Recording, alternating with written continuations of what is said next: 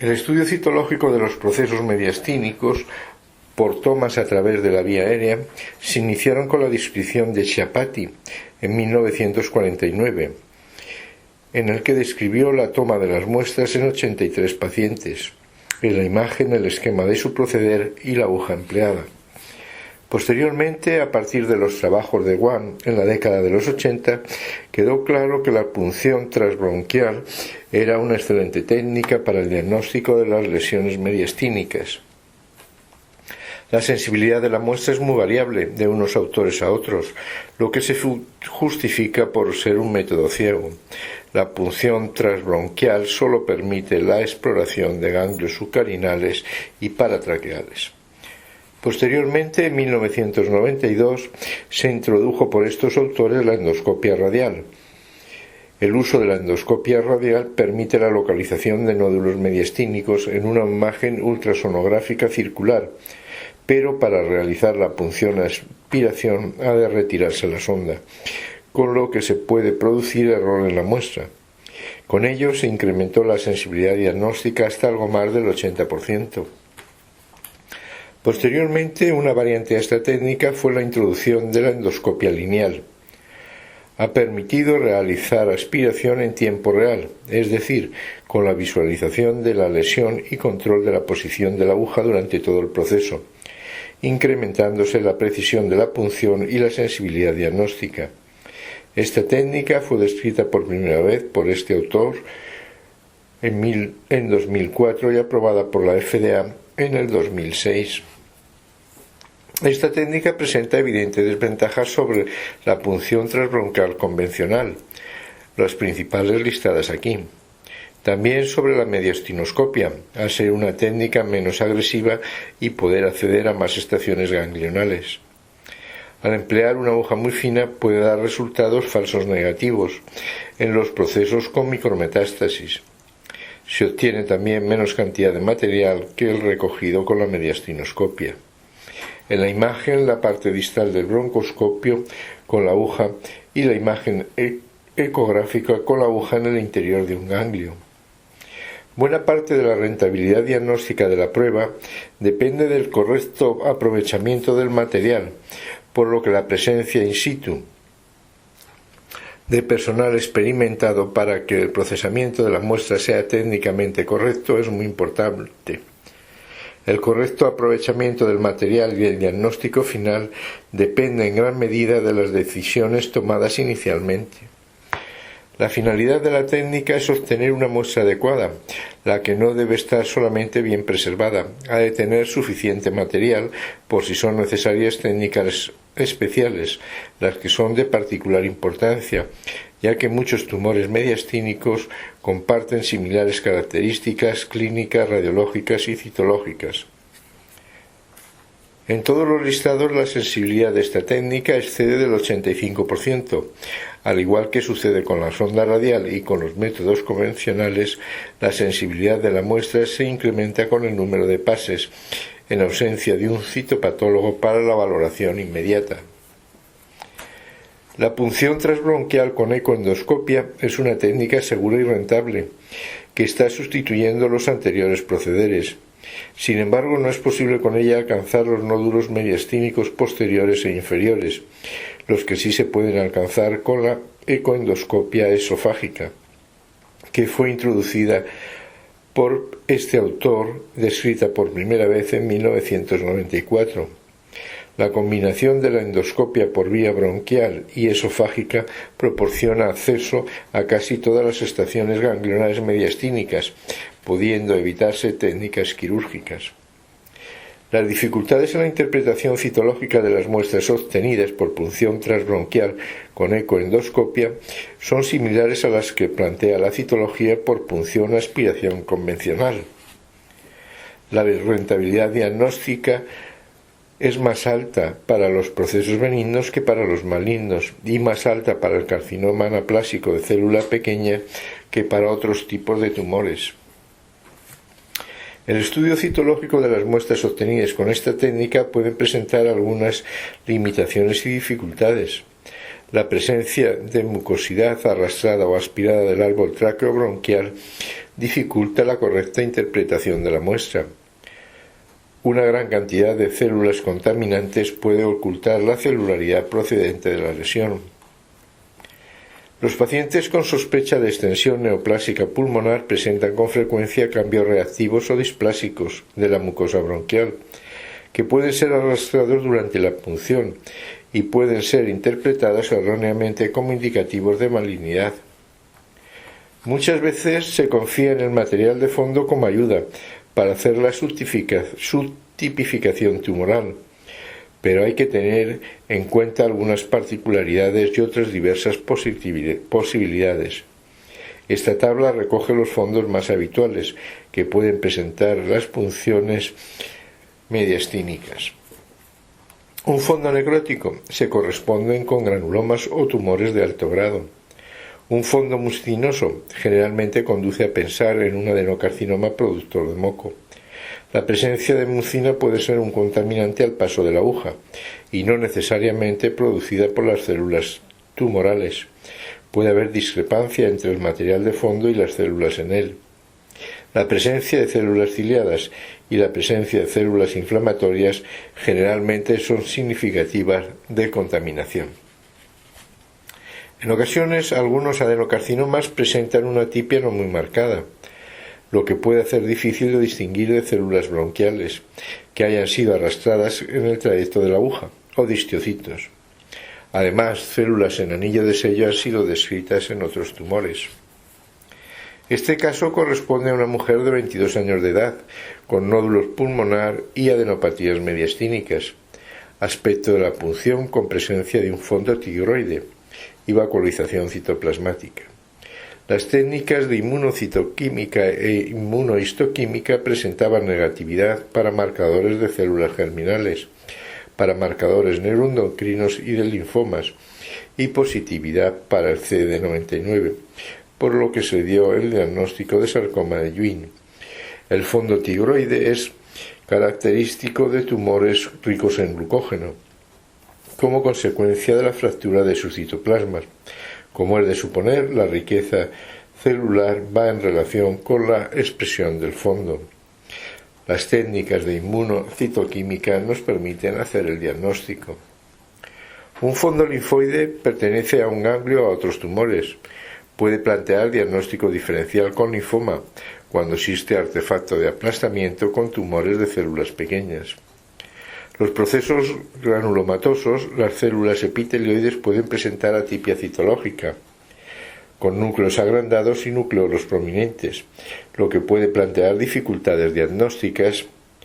Además, los granulomas pueden estar presentes en un amplio espectro de entidades, procesos benignos, infecciosos o neoplásicos, como los aquí listados. Entre los procesos no malignos, como la sarcoidosis, en las referencias bibliográficas se aprecia una alta rentabilidad diagnóstica. Para la sarcoidosis, al igual que con la sarcoidosis, las citas bibliográficas expresan buenos resultados para la tuberculosis. Hay que señalar que diversos procesos, como los aquí señalados, pueden presentar granulomas. La patología del mediastínico es sumamente amplia y variada. Por ello, solo he recogido algunos casos a modo de ejemplo. Las lesiones del mediastino incluyen un amplio espectro de entidades y neoplasias, incluyendo tumores primarios y metastásicos.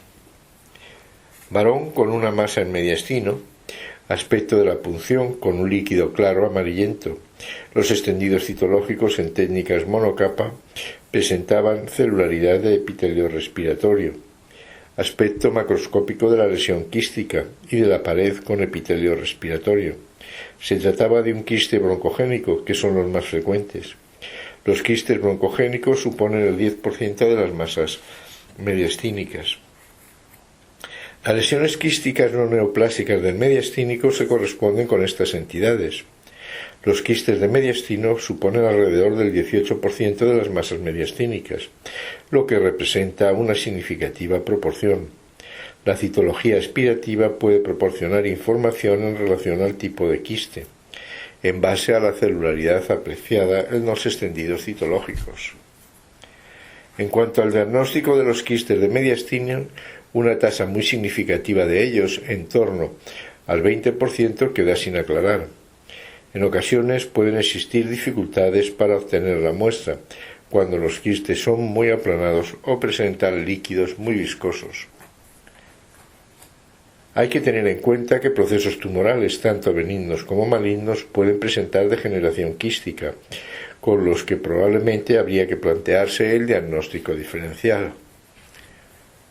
En cuanto al estadiaje del cáncer de pulmón, una de las principales utilidades de esta técnica, las referencias bibliográficas presentan unos buenos resultados, con una alta sensibilidad, por lo que es un método altamente recomendado para detectar metástasis en pacientes potencialmente operables. El estudio citológico no plantea especiales dificultades, salvo aquellas derivadas de la escasez de la muestra, de la necrosis o de la degeneración quística de algunos de los tumores, como el carcinoma epidermoide. También existe la posibilidad de contaminación tumoral, por lo que hay que ser cauto ante cuadros citológicos con reducido número de células malignas acompañadas de epitelio respiratorio. Una de las funciones más frecuentes de los ganglios mediastínicos son los carcinomas anaplásicos de células pequeñas. Sus características citomorfológicas son bien conocidas: células de tamaño pequeño o moderado, núcleos hipercromáticos con cromatina gruesa y moldeamiento nuclear. El diagnóstico de carcinoma neuroendocrino de célula grande puede ser difícil, ya que puede presentar caracteres citomorfológicos superponibles con el carcinoma anaplásico de célula pequeña, con el carcinoide atípico y con otros carcinomas del pulmón no ASEL. Algunos criterios citomorfológicos, como los aquí listados, nos pueden ayudar a hacer estas distinciones. Otra dificultad diagnóstica estaría con el adenocarcinoma. La presencia de acinos y papilas iría a favor de adenocarcinoma. Y al igual que con el carcinoma escamoso, las técnicas de inmunocitoquímica nos ayudarían a separar estas entidades. Los tumores endocrinos con relativa frecuencia dan metástasis en el mediastino. Los tumores neuroendocrinos, debido a la perposición de caracteres, como los listados en la izquierda de la diapositiva, pueden presentar dificultades para su correcta clasificación. La valoración con el KI67 puede ayudar en esta interpretación. La bibliografía hace referencia a nuevos marcadores, así el COC, que permite distinguir el carcinoma anaplásico de células pequeñas de los carcinoides típicos y atípicos. En la imagen, la valoración con el KI67 con distinto grado de positividad para los tumores carcinoides típicos y atípicos y carcinoma anaplásico de células pequeñas. El carcinoma basalioide es una variante del carcinoma escamoso o del carcinoma de célula grande, dependiendo de la presencia o no de componente escamoso. Extendido citológico con abundante celularidad en grupos con disposición periférica emparizada. Las células son pequeñas, cuboidales, con escaso citoplasma, núcleo hipercromático sin nucleolo prominente. Su diagnóstico es difícil en citología y en pequeñas biopsias. Las técnicas de inmunocitoquímica nos permitirían hacer el diagnóstico diferencial con el carcinoma anaplásico de célula pequeña y con el carcinoma neuroendocrino de célula grande. Esta tabla recoge las principales características morfológicas de los tumores neuroendocrinos, del carcinoma basalioide y del linfoma, que presentan ciertas similitudes. Con frecuencia el diagnóstico diferencial no es fácil y hay que recurrir a técnicas de inmunocitoquímica para precisar el diagnóstico. Actualmente, ante la posibilidad de usar nuevos tratamientos, implica la necesidad de realizar inmunotipificación del cáncer de pulmón. La sola morfología celular puede no ser suficiente para el diagnóstico correcto del cáncer de pulmón, especialmente en los tumores poco diferenciados, lo que es muy importante para la terapia. Las referencias bibliográficas en relación con el reestadiaje del cáncer de pulmón después de la radioterapia y o la quimioterapia no son muy abundantes.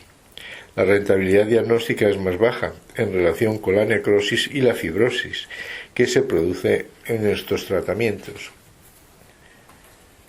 La detección de metástasis de neoplasias de origen no pulmonar sigue un criterio similar al descrito para el estadiaje del cáncer de pulmón. Entre los tumores que tienen una mayor predisposición para extenderse al tórax están carcinomas colorectales, de mama, de riñón y de cabeza del cuello, lo que supone alrededor del 70%. De los tumores extratorácicos que metastatizan al mediastino. También son frecuentes las metástasis de melanoma. Las metástasis sin un previo conocido son raras. La sensibilidad es discretamente más baja que para el estadiaje del cáncer de pulmón. Los pacientes con historia de procesos malignos conocidos con metástasis en el mediastino, la diferenciación entre las metástasis y un segundo tumor primario es importante para el pronóstico y el tratamiento. En estos casos, como el que recoge la diapositiva, es preciso ir a técnicas de inmunocitoquímica para precisar el diagnóstico. La positividad para PSA permitió hacer el diagnóstico de metástasis de carcinoma de próstata. Las de referencias bibliográficas en relación con los procesos linfoproliferativos y la punción transbronquial con ecoendoscopia no son muy abundantes. Este caso corresponde a un varón de 39 años, con masa iliar, sin otros datos de interés. Los extendidos citológicos presentaban abundante celularidad. En forma dispersa, se trataba de celularidad linfoide, no se apreciaban atipias celulares, ni elementos correspondientes a granuloma. Dimos un diagnóstico descriptivo concordante con esplenosis, que era como venía etiquetando clínica y radiológicamente. Radiológicamente parece ser que muestra un aspecto típico. Los cortes histológicos presentaban una estructura linfoide correspondiente a bazo. Algunas particularidades de este proceso del que están descritos muy pocos casos. Este caso corresponde a un varón de 82 años con una gran masa iliar izquierda. Los extendidos citológicos de la punción presentaban discreta celularidad en forma dispersa, en un fondo muy hemorrágico. Se trataba de células de estirpe linfoide. Los elementos eran relativamente monótonos. El detalle citológico no evidenciaba gran cosa. Las imágenes las he ido seleccionando después de conocer el diagnóstico. Algunas células eran discretamente mayores. La atipia celular no era muy marcada. Presentó lo más atípico. Las imágenes inferiores se corresponden con citología en medio líquido. Este caso ni lo ni. Cortes histológicos en los que se aprecia una población celular a base de células de estirpe linfoide. Algunas células se aprecian algo más grandes. Con el CD3 era positivo las células pequeñas, con el CD20 y el CD79 eran positivas las células grandes. El CD30 presentaba positividad para las células grandes. El EBER era positivo en más del 50%. Se trataba de una proliferación de células B rico en células C relacionado con el virus de Epstein-Barr. Algunas particularidades de este proceso. Mujer de 31 años de edad con ensanchamiento iliar bilateral. Los extendidos citológicos presentaban una discreta celularidad, con una celularidad mixta, en las que se apreciaban algunas células de Rith-Steinberg y alguna célula lacunar. Los cortes histológicos mostraban una población celular separada por huesos tractofibrosos, lo que puede expresar la escasez de la celularidad de algunas de las muestras. Entre la celularidad se apreciaban células de Rith-Steinberg y lacunares con positividad para CD15 y CD30. La presencia de células similares a las de Rith-Steinberg las podemos encontrar en otros procesos como los aquí referidos. Mujer de 30 años de edad con adenopatías ciliares izquierdas. Los extendidos citológicos presentaban abundante celularidad en forma dispersa. Se trataba de células de tamaño grande, atípicas, presentaban positividad para CD20. Los cortes histológicos presentaban pérdida de la arquitectura normal del ganglio por una proliferación de células linfoide, con marcadas atipias y frecuentes mitosis. La celularidad era CD20 positiva. Este caso se corresponde a un varón de 67 años que presentaba una masa iliar izquierda. Los extendidos citológicos presentaban moderada a discreta celularidad, que preferentemente se disponía en colgajos o haces. Las células aisladas eran escasas. El fondo del extendido citológico era limpio. Las células presentaban una morfología fusiforme. La celularidad no era muy atípica. No se apreciaba mitosis. Estábamos ante un tumor de células fusiformes, sin atipias, sin mitosis y sin necrosis. Los cortes histológicos evidenciaban hacer de células fusiformes, no apreciándose atipias, mitosis ni necrosis. Con técnicas de inmunohistoquímica se apreciaba un índice de proliferación celular bajo y positividad para vimentina y CD34. Se trataba de un tumor fibroso solitario benigno. Varón de 58 años de edad con masa mediastínica. Los extendidos citológicos presentaban abundante celularidad. La celularidad se presentaba fundamentalmente en colgajos y fascículos, también elementos en forma dispersa. El fondo presentaba restos necróticos. La celularidad presentaba evidente atipia en muchos de los elementos fusiformes. Nos podíamos plantear estos diagnósticos diferenciales. Los cortes histológicos presentaban una población celular evidentemente maligna, con predominio de morfologías fusiformes. Las técnicas de inmunohistoquímica con positividad para vimentina y CD34. La inmunohistoquímica presentaba negatividad para este listado. Este caso se corresponde a un varón de 60 años de edad, con masa mediastínica y antecedente de melanoma.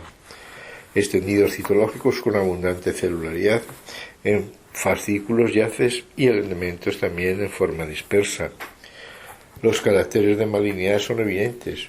Muchas de las células presentaban morfología fusiforme, otras evidenciaban un núcleo no prominente.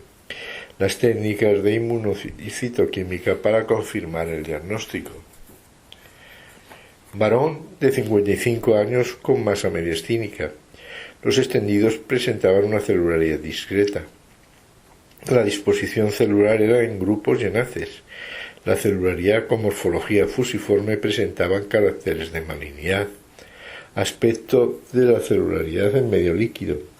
Presentaban positividad para vimentina y negatividad para S100.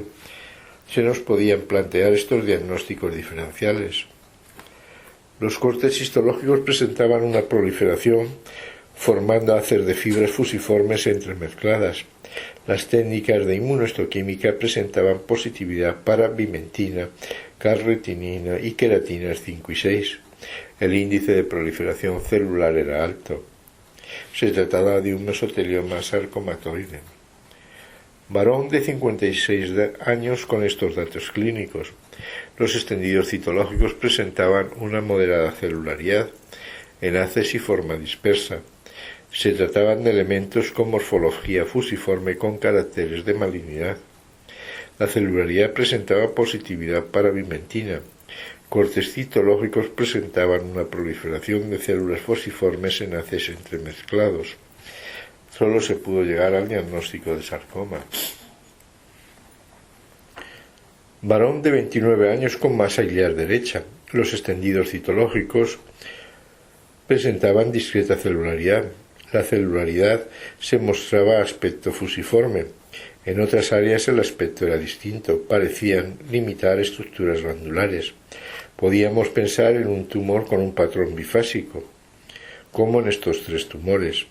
Aspecto macroscópico de la pieza de resección y cortes histológicos en los que se apreciaba una población celular doble, con nidos de células epiteliales rodeados de elementos fusiformes.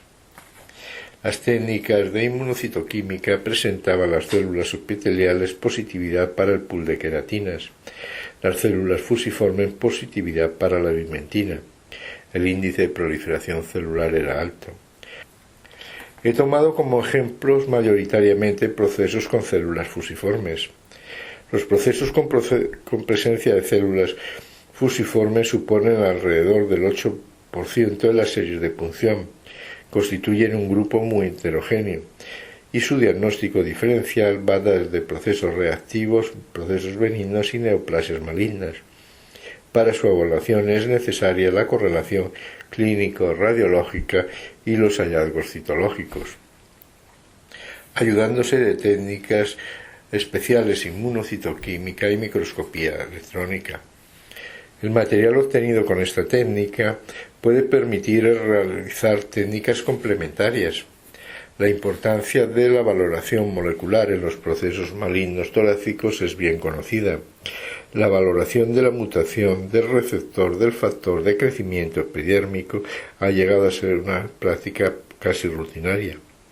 La combinación de los análisis citológicos y moleculares de la muestra obtenida por punción transbronquial con ecoendoscopia ayuda a optimizar el manejo del paciente con cáncer y evita la necesidad de otros procesos más invasivos.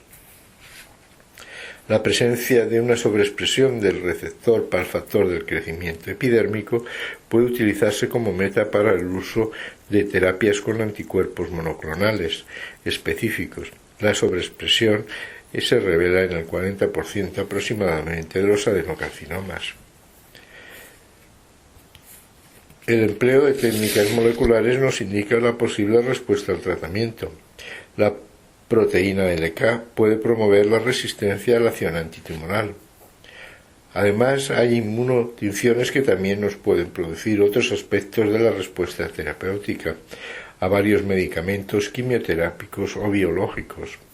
La inmunocitoquímica para la timidilatosintasa se relaciona a los 5-fluoracilo y a los antifolatos. Un alto nivel de timidilatosintasa se asocia con una falta de respuesta a estos fármacos. La proteína mTOR estimula la proliferación celular. Si la inmunocitoquímica demuestra la presencia de esta proteína en el cáncer, se pueden utilizar inhibidores de la proliferación celular. Receptores para la somatostatina se encuentran en varios tumores neuroendocrinos. Se puede utilizar medicamentos similares a la somatostatina para bloquear los receptores. La punción transbronquial con ecoendoscopia bronquial en tiempo real es una técnica de gran interés para el estudio de los procesos mediastínicos. Este proceder es aparentemente superior a otros procedimientos existentes utilizados con el mismo propósito. Algunos estudios apoyan la teoría de la combinación de la punción con ecoendoscopia bronquial y esofágica, pudiendo evitarse técnicas quirúrgicas. Y es todo. Muchas gracias.